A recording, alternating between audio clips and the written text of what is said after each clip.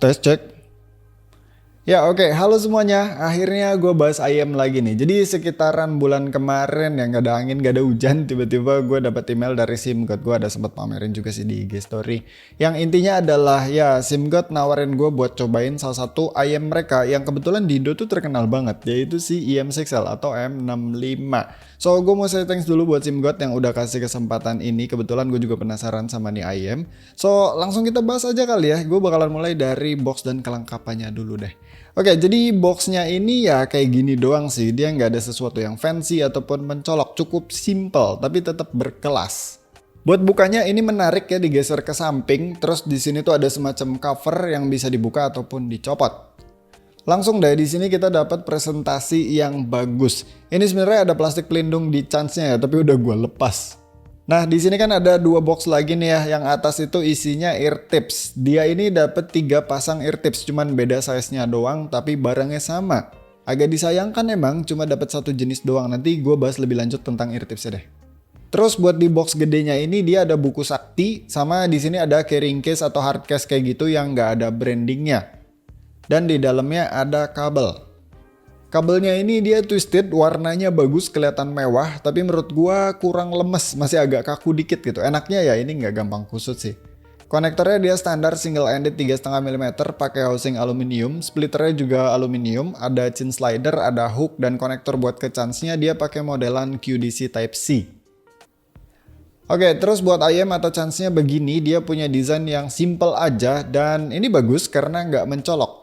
Apalagi pakai warna hitam kayak gini, cuma emang karena dia tuh glossy ya, jadi faceplate-nya nih fingerprint magnet banget. Bagian dalamnya juga sama aja sih, fingerprint magnet. Sama ini hal yang gue suka dari M6L ini, dia ukuran housingnya tuh nggak gede-gede amat, padahal dia drivernya agak banyak ya. Dia pakai single dynamic driver dan juga 4 balance armature.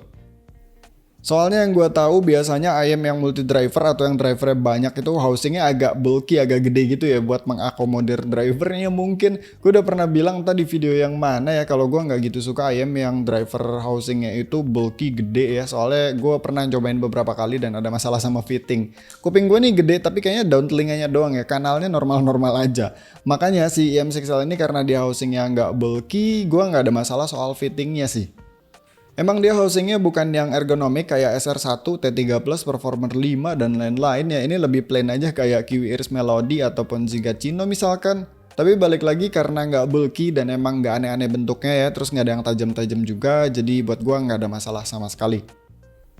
Buat nozzle-nya dia lumayan gede sih, tapi nggak kelewat panjang. Jadi masih aman-aman aja di kuping gua. Dia filternya juga ini pakai grill, bukan pakai mesh. Paling yang gue kurang suka tuh dia nozzle-nya nggak punya lips ya. Jadi gue udah coba beberapa ear tips lain di sini dan hasilnya tuh lumayan gampang copot ataupun melorot. Dari mulai Type E, Dunu SNS, Sancai, AX07 sampai ke KBR08. Mana karena nozzle-nya agak gede, kalau pasang Type E misalkan yang tipnya emang kecil ya, jadi susah banget masuknya. Pas udah masuk, gampang copot atau melorot. Mungkin gara-gara ya nggak ada lipsnya tadi. Kalau ear tips bawaannya sih ini cenderung aman ya, tapi gue nggak gitu suka sama ear tips bawaannya. Lebih ke fittingnya aja sih, gue ngerasa dia tuh sealingnya kurang perfect. Di size S-nya terlalu ngelus, di size M-nya sedikit terlalu sesak. Kalau yang L ya udah jelas kegedean, itu kasusnya buat telinga gue ya.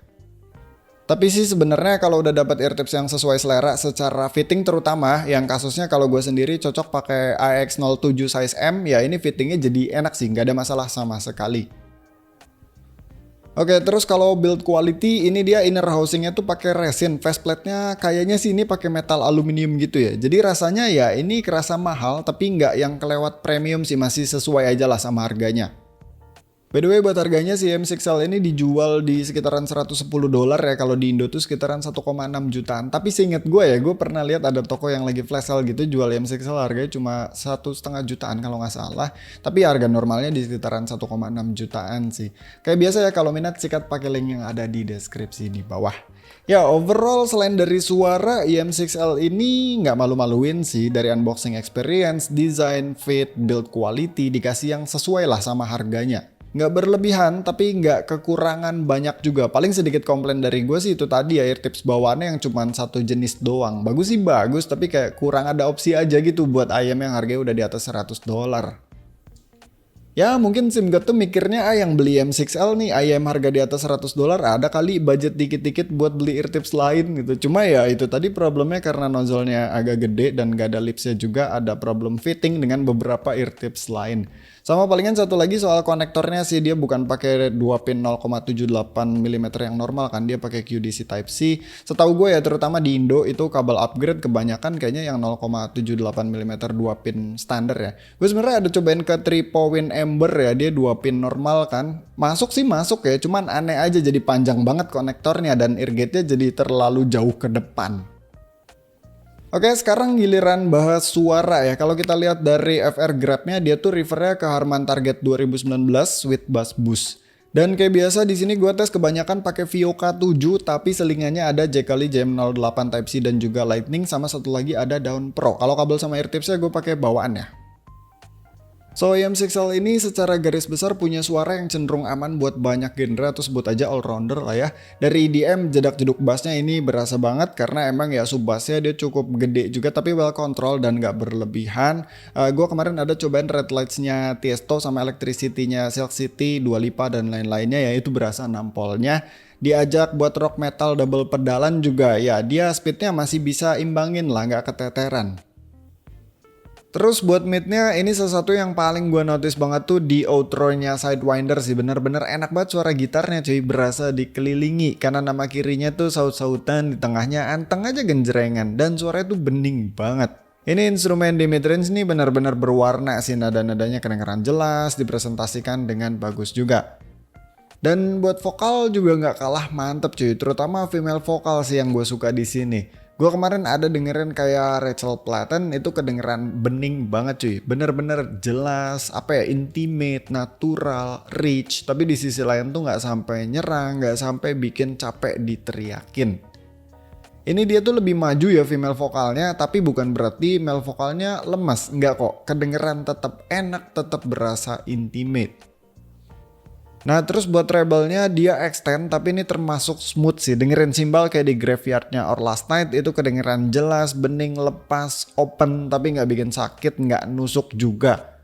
Dengerin violin kayak di Touch-nya Adrian Beringer juga asik banget, gesekan-gesekannya tuh kedengeran detail banget. Suaranya lepas tapi itu tadi nggak nyelakit di kuping. Kalau buat teknisnya ini bagus juga kok, soundstage-nya medium aja nggak luas-luas amat, resolusinya bagus, detail, tajam, cuman bukan yang wah banget sih. Justru salah satu yang gue suka adalah separasinya. Soalnya gue ngerasa di musik-musik yang cukup rame sekalipun ya instrumennya bisa kepisah-pisah dengan baik, nggak saling numpuk. Gua ini belum cobain banyak IM kan ya, belum sampai berpuluh-puluh gitu, apalagi yang kelasnya di atas 1 juta ya. Yang ngikutin channel ini juga tahu lah ya kalau gua di IM atau audio portable itu kayak baru nyelupin kaki doang, nggak kayak di mechanical keyboard misalkan yang ibaratnya udah kayak nyemplung sebadan-badan. Sebenarnya enggak sih, belum sampai sebadan-badan semua ya, baru sampai leher doang. Soalnya belum punya keycode, kalau udah punya keycode nih baru kelap semua tuh. Anyway, balik lagi ya, gua belum cobain banyak IM, tapi gua bisa ngerasain kalau IM6L ini adalah IM yang benar-benar bagus. Dari apa yang gue play sana sini, loh kok enak, loh kok rapi, loh kok nagih, kok nggak kerasa tiba-tiba udah 1 jam aja nggak lepas-lepas sama nih IM. Makanya mungkin bisa dipertimbangin banget kalau kalian pengen IM all-rounder dengan kualitas yang bagus, harganya di bawah 2 juta. Terus kalian ngerasa juga kalau IM yang warm atau terlalu warm itu enak buat harian tapi ngebosenin. Di sisi lain kalian juga nggak mau pakai IM yang terlalu energik karena gampang bikin pegel. Ya mungkin kalian bisa lirik si IM6L ini. Atau ya simply kalau kalian sekarang pakai IM yang Harman-ish juga yang mungkin harganya di bawah 1 juta terus pengen upgrade ya bisa lirik juga si IM6L ini. Tapi tetap jangan lupa buat percaya kuping sendiri dan kalau bisa di audisi ya. So segitu aja videonya. Thank you udah nonton. Sampai ketemu di video selanjutnya.